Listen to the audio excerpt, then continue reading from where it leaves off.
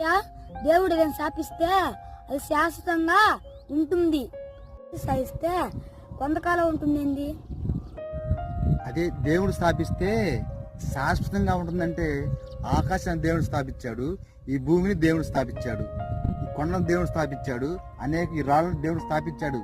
అవి శాశ్వతంగా ఉంటాయి. మనుషు స్థాపించేవి ఏంటి?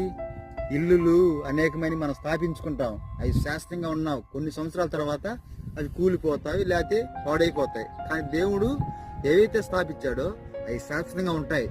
అదే దేవుడు ఆయన తయారు చేసింది ఏదైనా కానీ, ఆయన ఏదైనా తయారు చేసాడంటే అది శాశ్వతంగా ఉండిపోతుంది.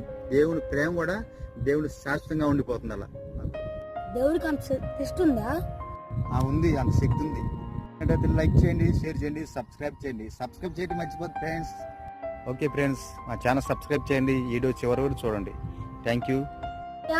దేవుడు ఏదైనా శాపిస్తే